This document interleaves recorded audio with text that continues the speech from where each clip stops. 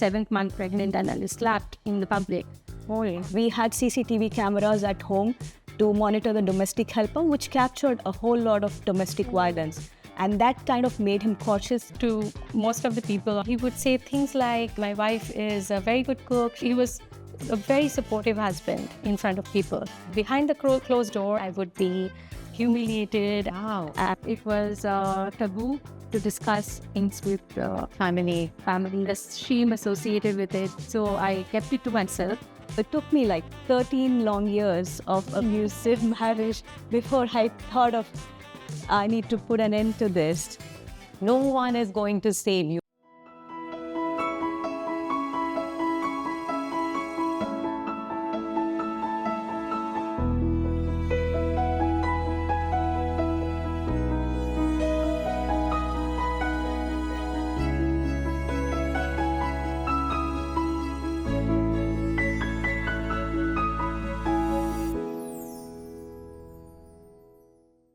Hello and welcome to the Dreamcatchers Show Season 2, where we capture inspiring stories one dream at a time. Hosted by your very own Shalima Motial. Powered by the Resilient Investor. Associate sponsor Ritika, your health coach. Media partners Crazy Talk. Knowledge partners Global Indian International School. Hair and makeup by Chandni Sahu. And today I'd like to tell you that one day you will tell your story of how you overcame what you went through, and that will be someone else's survival guide. Today we are honored to welcome two incredible women who embody resilience and strength. Both have faced the challenges of abusive marriages, found the courage to break free, and are now thriving as single parents. Their journeys are not only inspiring, but also a testament of power of hope and determination. Please join me in welcoming Akshata, Jantali and Devarti Ghosh. Let's hear their powerful stories of survival, growth and empowerment. Welcome to the show. Thank you. I'm so happy to have you here. It takes courage, it takes resilience to do what both of you have done. Well, thank you, Shalima, for having us. And the only intention today is if our story can help anyone in a similar situation, then it's worth it. Absolutely. So let's start from the beginning. What age did you get married, Akshata? I was 26 when I got married. And was it love or arranged? It was an arranged marriage. During the discussions around marriage, people tend to put their best foot forward. Right. But it's the real nuances of the personalities are revealed post-marriage when the couple starts living together, right? Yeah, that's true. So, very early on in the marriage, something felt not right. It was kind of an obsessive behavior where it was expected that everything about me should be around him. Okay. So much so that the time spent in conversation with my family or at office was being dictated upon. So initially, I kind of convinced myself for a few years that perhaps it's a different way of expressing attachment, and maybe it was. Right. But I was somewhere feeling trapped. Oh, you were. Yeah. And did you get a chance before marriage to get to know him well or not? Yes, it was kind of a courtship of, say, around a couple of months, but I was back in India and he was here in Singapore. So Right. it's not as much of a... So a long distance relationship. Yes. Right. So when did you get married? How young were you and what were the initial red flags? Okay, so I got married very early. I was 21 and wow. I just passed out of college and I was working that time. And I was introduced to him through our parents. So both the parents, and it was fully arranged. And I did get to know him a bit. We had a little courtship period of about 8 months, but it was all long distance. So we were like chatting with each other on phone, or it used to be the Hotmail Messenger that time. So it was WhatsApp and everything. So it was all long distance. So I didn't really get a chance, to be honest, to really know the person. So when I was married, in a couple of weeks, I noticed the first red flags. And now you've moved out of India, right? Yes, so I moved out of It's India. a new environment, Yes. a new country. It was new country. I was in Hong Kong, and it was a new place and I was the new bride. So I was trying to not really make it look like red flag. In my mind, I was like, okay, I think this is one off and I'll get used to it. But So I the did- abuse happened in the first few weeks. It was not, I don't think that was abuse, but I noticed the anger issues. Right. So, and later I was told by his side of the family, which was later, but initially I did notice the anger issues a little bit in the first few weeks. That was not, did not lead to obviously physical violence, but that was much later. But I did get the red flags. Oh my God. Initially, yeah. So there was like very simple incidents like I went for shopping and bought an item for him, and it was like, I remember it was 25 Canadian dollars, and I came back, and since I was not working then, and it was taken as something like a useless expenditure, and I was like, that came to me as a culture shock, because I know that wives can buy gifts for their husbands, Right. and he was not happy basically, and the way he reacted with that, He lost his temper. And yes, got yes. angry So and I was everything. like, okay. So I kept on telling that to myself. Maybe I should have asked him before doing that. So, and then if I listen to him, he won't be angry. So I kind of slowly, within the next few months, normalized my behavior suiting to his behavior. So slowly Right. it was becoming like that. So Right. after that, it seemed like he did have that kind of a personality, commanding, controlling, and which slowly moved towards violence in So physical abuse. Yes. So And was there verbal abuse alongside as yes. well? As I said, that I was, it was by age, or it was taboo to discuss things with Family. family. Yes, I was Right. scared, and the shame associated with it was a lot. So I kept it to myself. Right. And very simple things. It didn't take a huge, argument for him to Lose his abusive, control lose his or his control. temper. Yes. Right. And you got married in India, came to Singapore. Yes, I was And again, this working. was a new country, new environment for you. Yes. Just to give a bit of background, I've always been a very quiet and a submissive person, and our family has been very closely knit, where in the evening all of us sit together, me, my parents, my brother, and share with each other what happened during the day, right? So we are like kind of mirrors of each other. There's absolutely close bonding within the family.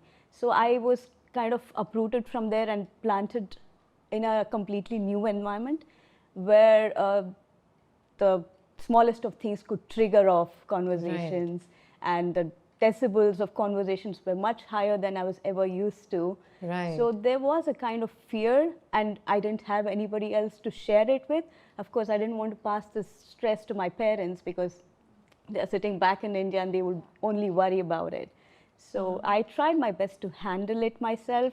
There was no bonding that I could share with him, and the people whom I used to share with were far away from me.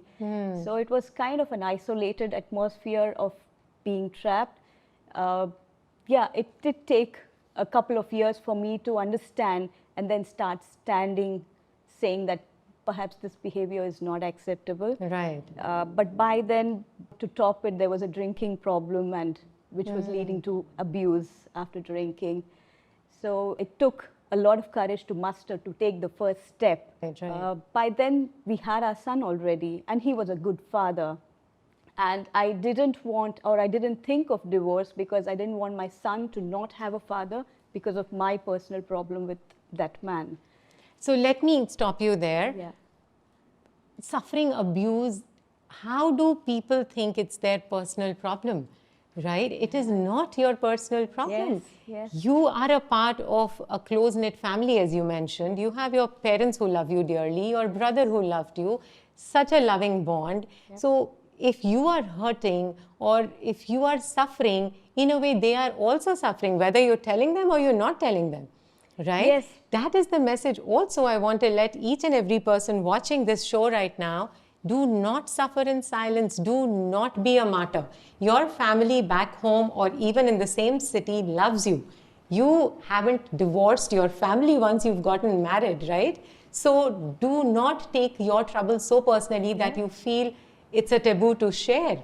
Please share with your family. Absolutely. That's the first lesson, right? That share with your family, your friends, your cousins, and they will give you good advice if Absolutely. that time you think, I am not able to decide what to do. Both of you were feeling trapped. Yes, That is yes. a given, right? So both of you in the initial years itself, for you it started in weeks.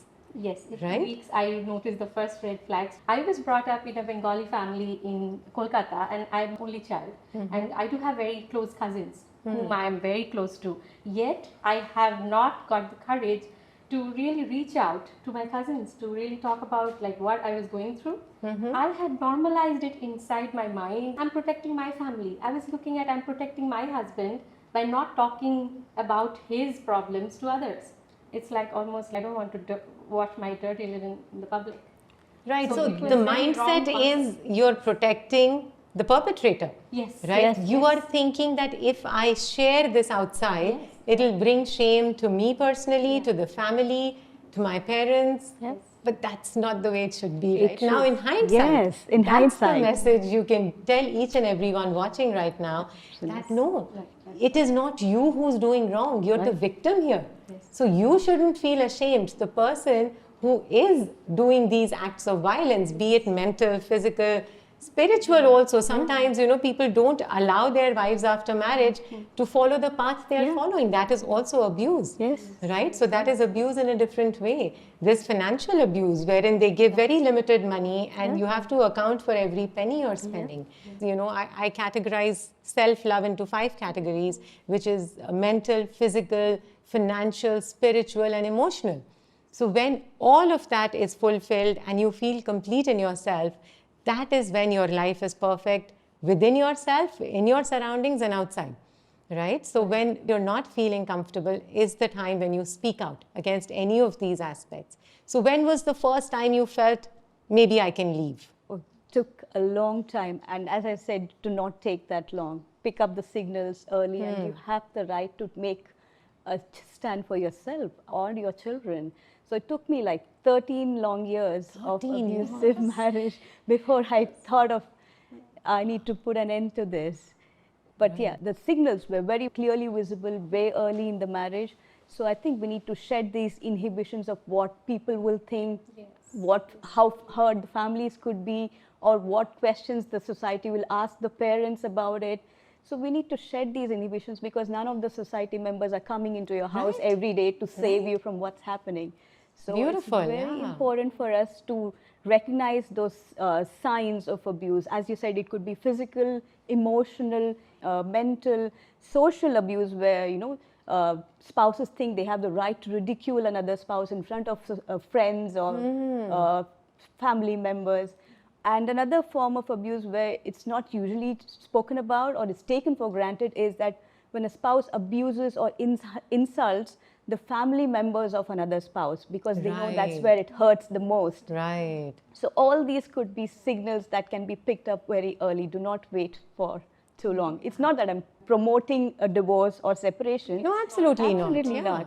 So in your given situation, try all your might that you can to fix the cracks. But if you see that you're knocking on a wall and not a door, Beautiful. it's time to Absolutely. move on. Yeah, Right. for me, actually, I'm kind of echoing Akshata's thoughts here. For me, it was around the same time, around 14 years down the marriage, I realized I had to be hospitalized. Oh, Lord. Yes. And, Because of the abuse? Yes. You know, I realized long back that it was not right. So around the time I was pregnant with my first child, you know, I went through this physical violence in outdoor in front of my office. So there were others noticing us. So nobody really came forward. There's a movie called Thappar. I don't know if Yeah, you of have course, seen. yeah. This was more than that. I was pregnant, heavily pregnant, 7th month pregnant, and I was slapped in the public. Oh, Lord. And that should have been my cue to do something about it, but I didn't do that. Then 14 years down the line, on a very, you know, a basic argument, he punched me on the face. It was like, I wouldn't even bring up the details, but it was very, very shocking for me as well. And my nose was broken, and I had to be in, you know, anesthesia surgery, like, and it was fixed. But that's not the point. I think the physical violence is the tip of the iceberg. So what people don't see is like the huge amount of emotional, mental abuse. Causes instability. Yes, You yes, don't yes. know what to say. You Yes, don't know it's what like- will trigger him off. Absolutely. It's like walking on eggshells. Right. If that is the exact thing I was going through every day, that keeping silent is the only way to go. Silence is golden. That's how you survive. And then same as Akshata, like I felt I was responsible for my children. You were earning. Yes, So I it was wasn't earning. like you were financially Yes. dependent on him. So explain me the mindset wherein women who are financially independent, Yes. which is the case in both of you, right? Yes, yes. If women who are financially independent don't take the step to separate and take care of themselves and their children, what advice would you give to women who are not financially independent? Wouldn't they feel a little more trapped than what you felt? So what's the mindset that is stopping you from taking that action? I think for me it was more like my children have a family, they have a father, so I don't want to take away their father from them. I felt I was the only child, so this is like a family, and if I take a decision and walk out, it will be a broken family. And I was thinking of everyone else except Other for than myself. yourself, yes, yes. So later it was only my children who really gave me the Courage to break really free. speak out, because they have been telling me for a few years that Mama, this is not right. So I then found courage after there was a bigger violent incident. So after that I kind of holding on to this relation like you're holding like to a straw. Right. So another message for viewers right here is, women don't leave marriages thinking that we are breaking this image of a complete family. But the family isn't complete. The wife is scared, the mother of the children is scared, children are scared. It's not like children have a very loving, doting father. They are scared as well. So in whose eyes is it a complete, proper family? No one's, right? So it's a myth in your own mind that we are not taking this step because of our child. So I'm sure you will advise anyone watching right here, right now, in your position 15 years back, that do not make this sacrifice for your child, because it is not really helping the child. Yes. Right? As I was saying, he was a good father, right? That's why I didn't want to think of divorce, because I didn't want the child to not have a father because of my personal problems. But as a child grows up, he can understand the unpleasantness at home. So generally, when a child grows up witnessing an abusive parent, one of the two things can happen. Either they grow bitterness towards that abusive parent, or they grow up thinking it's okay to behave that way with another human being, both of which are not good for the child. Beautiful. So my decision to divorce was a mother's decision, and more than a wife or a daughter's decision. I was not okay for my son to grow up in that atmosphere where there's physical abuse happening every day, the police is coming in to stop the abuse, and they're taking statements of the child. So I didn't want him to grow up in that atmosphere, and I was determined to carve a new path for myself and my son. It did take me a long to get there, but perhaps if someone is listening to us, do not wait for so long. Right. So it took you how many years, you said? 13 years. 13 years. And it took you 20 years. Yes, 20 years to fully come out of it. It was an eye-opener. I was not doing the right thing as a mom. The decision was more like a mother's decision rather than I'm done trying to be a good wife. Right. I guess I have tried enough. Right. I was not doing the right thing by staying in the relation. And So I did you just- ever at any point, any of you, confide in a friend who then suggested, oh, carry on, it's okay, maybe he'll get better? Or any such advice? Yeah, honestly not, as we said, because we didn't want to Not a watch single soul? Not a single soul. I did not share it with my friends. The husbands have been friends first before they got married, and then the wives are friends, and then the children are friends. I didn't share anything with them because I didn't want to shame him in any way in front of outsiders. Nor did I share it with my parents. It's only when once it happened in their presence, the behavior happened, that's when they realized that this was happening. Your parents? Yes. Okay. And they were shocked to see that why I had not shared it with them. And of course, they were supportive. They did try to come in and have a dialogue, but that really doesn't help. It's between the two individuals purely. Anyone in trying to come in and help doesn't really make a difference. Yeah, it is your individual decision. absolutely. You have to take a stand Absolutely. and end the violence, end the marriage, whatever needs to be done. So tell me something. You spoke about social life. So you had friends, you were interacting with friends. Were they different people with them and then different at home? Absolutely. Absolutely right. I don't know how to put it, because whenever we are at a public event and we are outside, he would be like, really praising me. And it seemed honest to most of the people. Obviously, he's a very good speaker. And he would say things like, my wife is a very good cook, she's a very good singer, doing great in her designer field. So basically, he was a very supportive husband in front of people. Right. While behind the closed door, situation was very different. I would be humiliated. I have heard like name calling, and I have heard things like which really made me doubt myself after a while. I mean, is it me who is the problem creator? And Right. it's better I say silent. So I kind of started agreeing with everything. So that is the best solution, like silence is golden kind of thing. That worked, but I was really killing myself. I'm getting killed inside. But and then I felt, that also means you were confused that outside this Yes. guy is very polite, nice, Absolutely. and has a very good impression with friends, so that even if you go tell them, they wouldn't believe it, right? Yes, they so would he was think- like manipulating you Yes. in that sense that this Absolutely. is the real me at home, whereas I can change and be a nice person for the society, Yes. so that even if you go out and tell them, they'll be like, oh, you're joking. Yes. So we have actually made a film on that. Right? How the husband is manipulative. It's called Dominoes. It's a full-length 2-hour-long film. Yes. And this is to give that signal to people out there that there are people like that who are two different personalities. Do you have something to share about it? Yeah, I would agree with what she said. The personality outside was a completely jovial, fun-loving and caring personality. And at home, it was completely different. I couldn't recognize it was the same person. So even if I went out and shared with the friends that this happens, nobody would believe it. Oh my God, they were that convincing. Yes. And even back in his family, right? His family members could not comprehend that he could behave this differently with the spouse.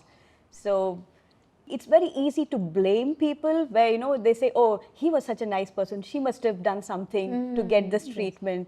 It's easy to villainize or victimize people, but it's very important to understand all the inputs that go into a certain decision. Right. And given outsiders or even family members who are away may not be able to understand all the inputs that go into the decision. So it's better we do not judge them based on what we see, because perception can be deceptive. Absolutely. And also I would add to that, things are a little bit different in my case. In my husband's family, they were aware of his anger issues. So it's not that they were not. So Right. even then, I didn't get any support from them, in spite of knowing that, their son can, be this Abusive and- So it's not like he suddenly became like this. Since childhood, there have been So he's had lot- anger issues, Yes, right? throughout his childhood. So during our marriage, we were not told about that. Later, I came to know from my cousin-in-laws.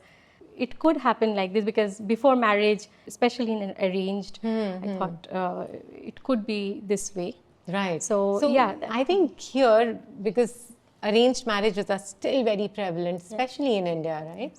So a reference check is very important. Correct. To get to know who you're marrying after just meeting a couple of times, long distance relationships, over the phone call. Yeah. So to do a ref check, maybe with the in-laws, they wouldn't probably tell the truth, maybe the friend circle or the neighbors, I would say.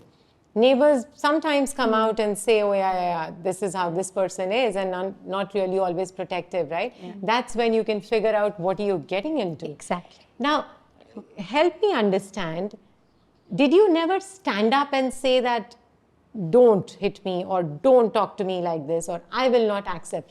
You never mustered that courage and even once stood up?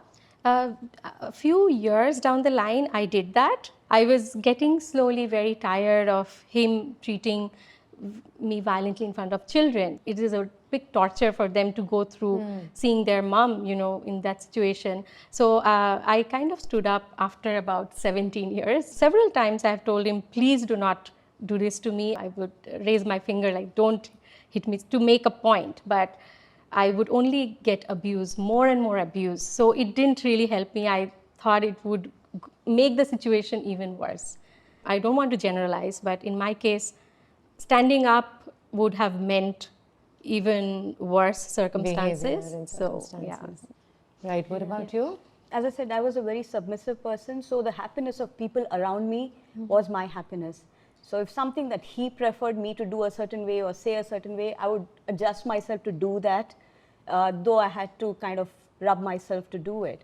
But eventually this suffocation started piling up, say around 3 years after marriage. That's when I first stood up saying, I do not like this treatment. I do not like this physical abuse. So please restrain. But it actually bounced back, because all these years I was quiet and I was taking it, and now it's like, how is she standing up exactly. against I think it? that So is, it bounces back. yes. Triggered him more. Yes. So I would advise women to be smart and use their applications available around them, gadgets around them, to help them. So what happened is, we had CCTV cameras at home to monitor the domestic helper, which captured a whole lot of domestic violence. So I took copies of it, gave him one copy, kept one copy for myself.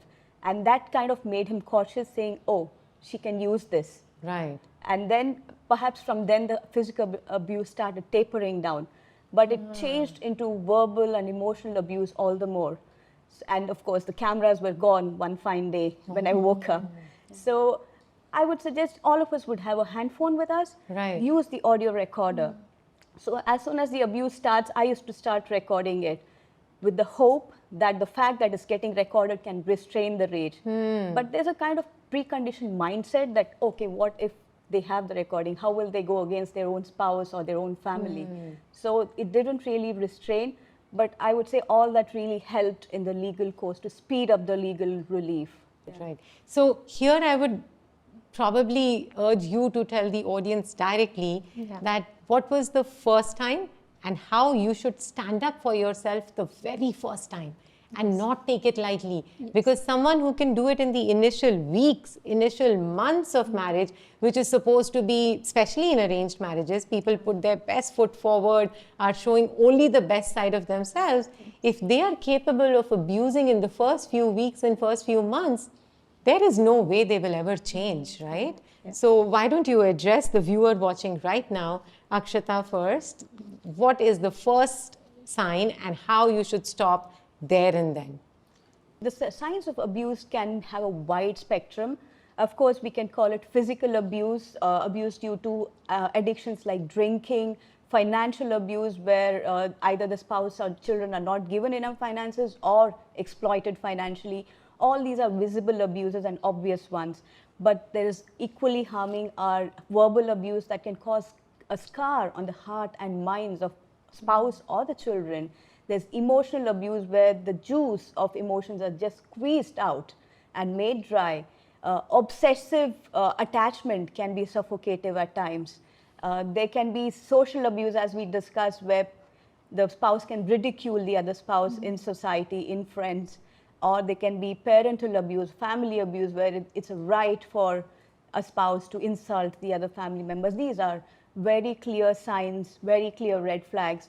Do not wait for too long. Don't wait until it's too dark. Please light up a candle and stand up for yourself. Yes, you are your longest commitment. No one is going to save you. You will have to stand up for yourself to then live a long, healthy, happier life, which is everyone's prerogative, and everyone should do that for themselves, right? That's the bare minimum. Devarti. Yes, I would like to tell the viewers, I think you should not wait too long. Don't wait for 20 years like me before realizing that it's too late. So you should look at the first red flags. So when you get into a relationship, if you are in a love relationship, then you get the chance. I know in arranged marriages, you don't get the chance, right? So in love relationships, please look at the person for 5 years. If possible, you can try to annoy him and see if he is violent with you. I'm not saying that annoy him personally or publicly. See how is he reacting. Test the limits. Again, I'm not going to generalize here, but women usually think about others first and put themselves towards the fag end. So I would think about my children. I'll think about my parents, and what will the society say? How about that shame? Please look for those red flags. Look for those red flags and take action. Take action. Think Yes. about yourself first, and then everything else falls in place, right? Yes. You had support the minute you told your parents, both of you had support? Yes, absolutely. I'm lucky to have this family of my parents and my brother who are absolutely supportive. As I said, they did try to intervene, have some dialogue, but it was not going to help. But they said, it's your decision. Whether you decide to stay or move out, whatever your decision is, we are here to support you. Bravo. And they've kind of matured themselves to handle the questions of the society, where, you know, the typical questions come in, Yes. oh, what happened to your daughter? Why is the divorce? This, that. They've very maturely adapted themselves to cater to those questions. Hats off to Beautiful. them. What about you, Devarti? Yes, I'm also very lucky. First of all, my father is no more. So my mom, even though it was quite difficult for her to take this after 20 years, and she was initially little sad and regretting the fact that I couldn't, gather the courage to at least tell her. So 20 years, they had no idea. Well, they have seen some of his anger issues. They have seen the anger issues. They have not seen the physical violence. So those are two different things. So when they were around, he would be like this other very good son-in-law, So they haven't really seen the bad things that my children were exposed to. During COVID time, she could see that because she was visiting us. It was a struggle for her to come into terms with that. But then she was absolutely supportive. She's like, I don't want a dead daughter. I want a daughter who is thriving, surviving, looking after her children.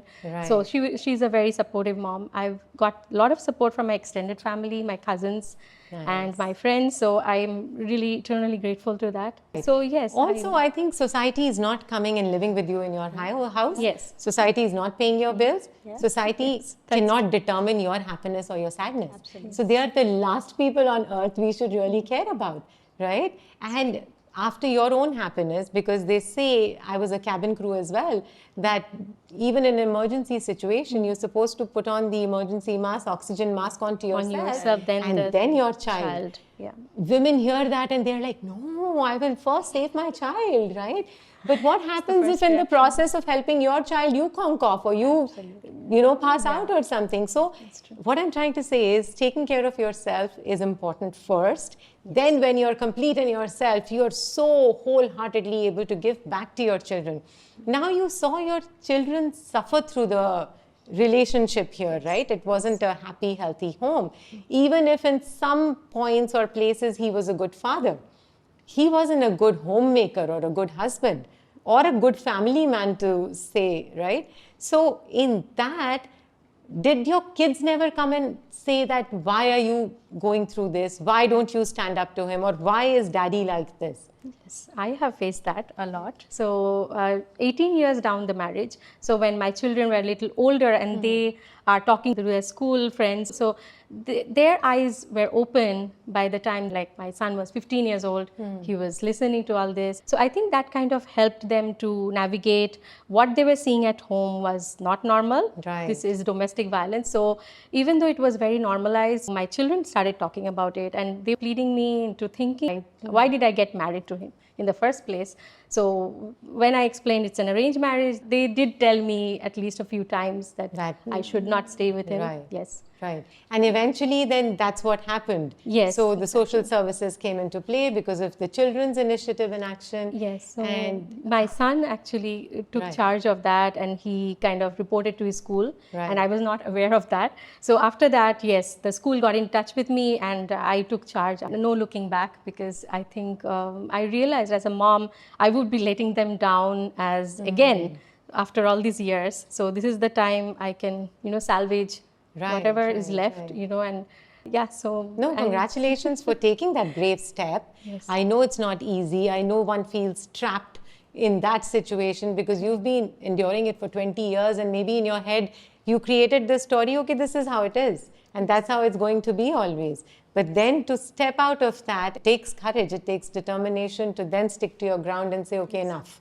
I am not taking it anymore. Be it for yourself, your children, whatever it is, you both did that, right? You took that stand. Now, how easy was the legal aspect of it? Okay, if I can take that question. As we said, there were enough proofs mustered already as part of the recordings. So the legal process was way simpler. So there's something called as a personal protection order. If women do not know about it, You can approach the Family Justice Court, Right. and for a minimal fee of $1, the court can file or register a complaint for personal protection against abuse. There are different types of abuse, and protection can be given against all of them. Wow. And after the PPO is issued, if there is a breach of the safety, then it's an arrestable offense. Yes. Wow. Yes, Okay. so many people do not know about it. So Right. it's very important you reach out to the family service centers in the neighborhood who can counsel or provide options available. They can either guide you to avenues where you can get financial aid or legal aid. Even organizations like Cinda, they have given guidance to women on the avenues that can be tapped on. So That's lovely. it's important to seek the legal advice, because one person's solution may not apply to the other Yes. situation. Right. Each situation can be unique. So please seek legal advice to see what options are available and suitable for a given situation. Right. And was it easy for you as well here? It was after I think the child services got involved. I came to know a lot after that because I did not do a lot of research before. So after that, I kind of spoke to ladies who are into services and found out more about what women can do in this situation. So I got in touch with MSF and they guided me to a family services. Also, women can reach out to Family Services Care Corner. Right. So they made a huge difference and they made a safety plan for us. Now, when I think of it, it seems like a thriller movie, how it all happened. But yeah, getting out of the situation when you have a controlling partner at home is very, very difficult for some women. And they might not, even if they want to, it is hard to really get out of the situation. So please take these, advice of these organizations who can help. Right. So the PPO, like Akshata mentioned, is another very good, option in Right. Singapore, especially. In other countries, it's called restraining order, but in Yeah. PPO kind of enables, the person to be safe in their Right. own home. And when you reached out to these people, you felt taken care of, you felt seen and heard? We felt safe in the yes, first that place. is the most Right, important thing. right. Yes. So the child and I felt safe. We were working, but there are many more women facing are not abuse who are working. not working, who do not have the financial backup to take a certain stand. So there's something called a maintenance order that you can approach the Family Justice Court for, where you can submit your expenses and the court will help you to secure some financials from the non-cooperative spouse as well. Okay. So again, that's done for a minimal $1 fee, if I'm not wrong. So please use these avenues. Do not wait. Lovely. So the maintenance order, yeah, it's a very good thing for people who are living in Singapore. In my case, it kind of drastically changed because my husband kind of moved back to India.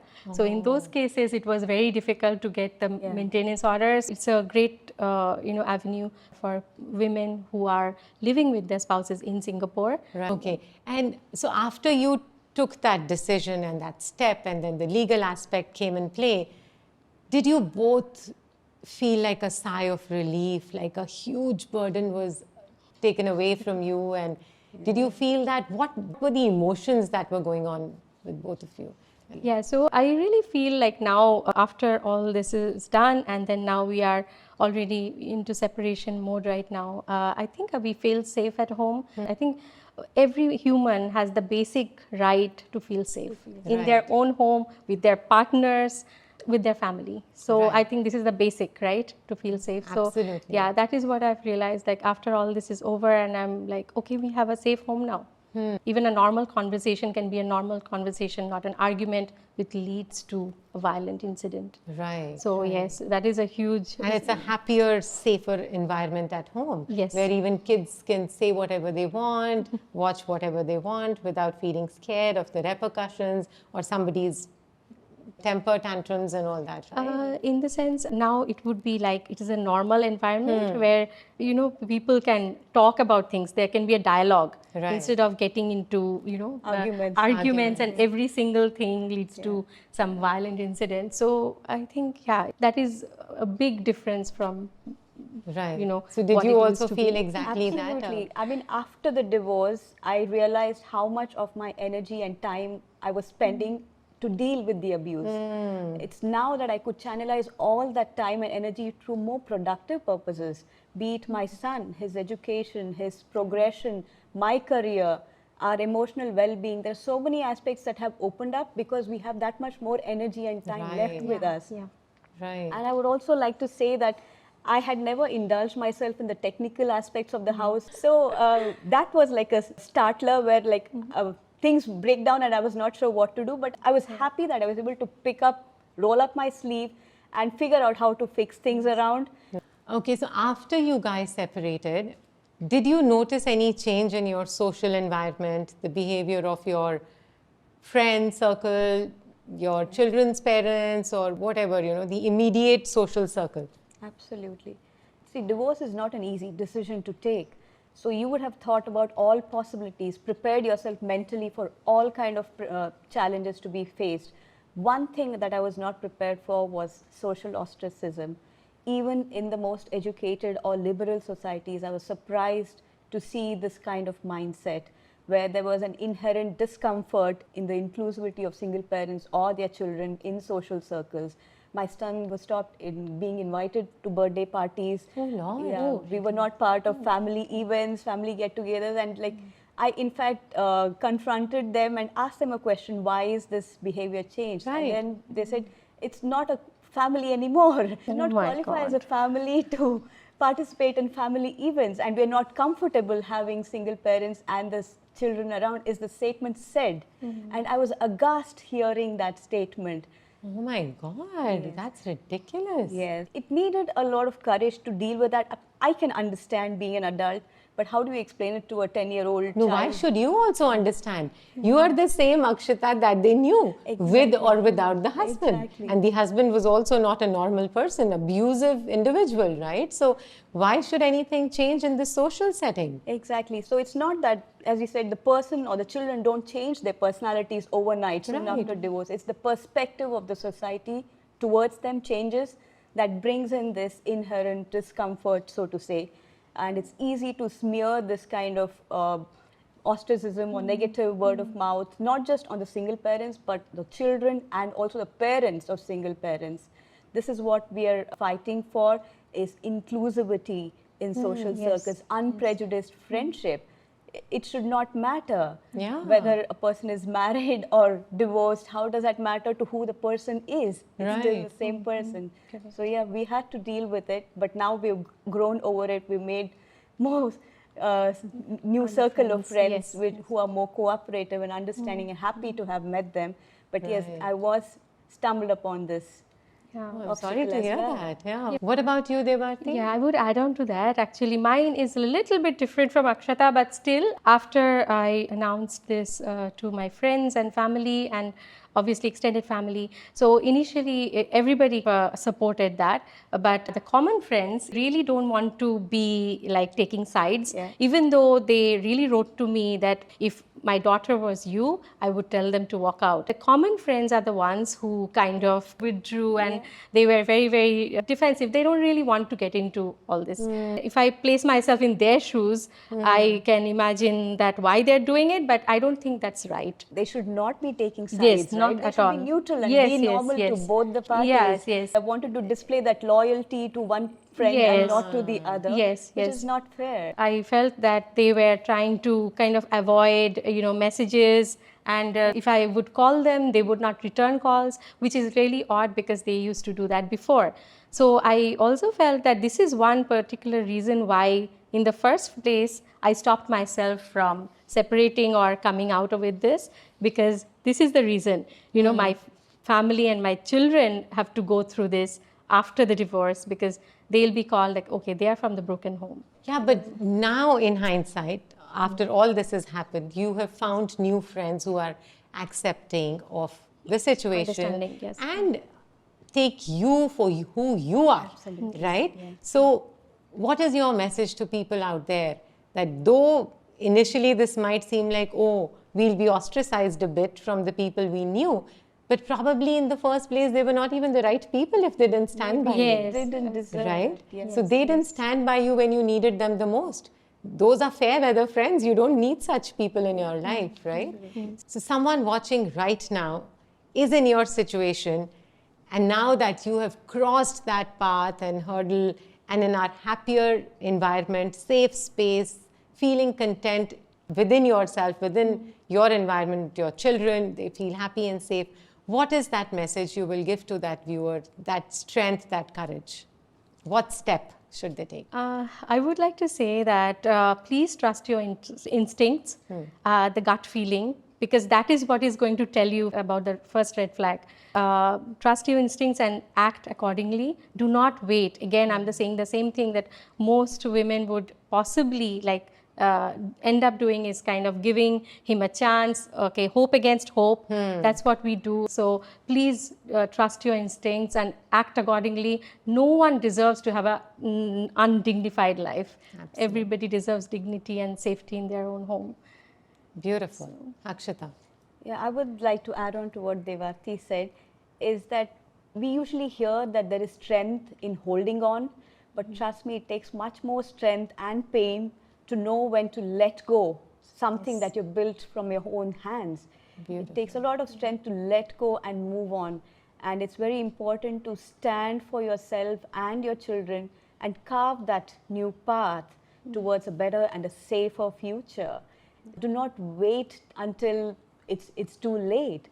So please stand for your choice, reach out to the various agencies and options that we've shared with you, and feel free to reach out to us if you can through Dreamcatcher's contacts, and we will be happy to talk about it. But you do not deserve to take any treatment that is undignified, so to say. I'm not promoting separation or divorce again. Yes, absolutely Do not. all that you can to save it. It's best to have a complete family. But when you see signals that is a far-fetched and perhaps not reachable land, then don't wait. Thank you. Thank you for sharing that. Thank you for coming at our platform and sharing your stories. It takes determination. It takes courage to stand up for yourself, which both of you beautiful women did, and are now standing up with your children, leading happier lives. We really, really thank you from the bottom of our hearts, and we wish you an amazing life ahead with beautiful dreams coming true for you. And may all those years that you've suffered kind of vanish from your memory so that you live double happier lives ahead. And we appreciate that you chose our platform, that you felt safe coming at our platform to share this. And Akshata, you've been part of Runway Mom, Dominoes. Rishik is so talented. He's been part of Superstars Singapore. Absolutely. So now with the Dreamcatchers show, we're going to catch dreams again. And for you watching out there, please subscribe to all our channels so that you don't miss out such inspiring stories. And if any of you out there are going through such abuse, stand up for yourself right now. Don't wait for tomorrow or day after or for the person to change, because in most cases they don't. Yeah, and your family is there to support you. If we can in any manner support you, we are right there to support you. Reach out, call a helpline, tell a friend, tell your parents, tell your family. They love you, right? So they will support you. And keep watching the Dreamcatchers show for stories like this that bring out resilience in people, determination and courage. Till the next time, signing off, Shalima Motial. Thank you.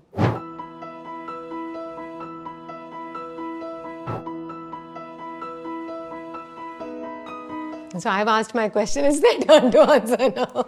Can you say that Yes. again? Oh God, what did I? No, I mean just Now for that us, you not are for the in yeah, a so- situation like Halo. Enlightenment is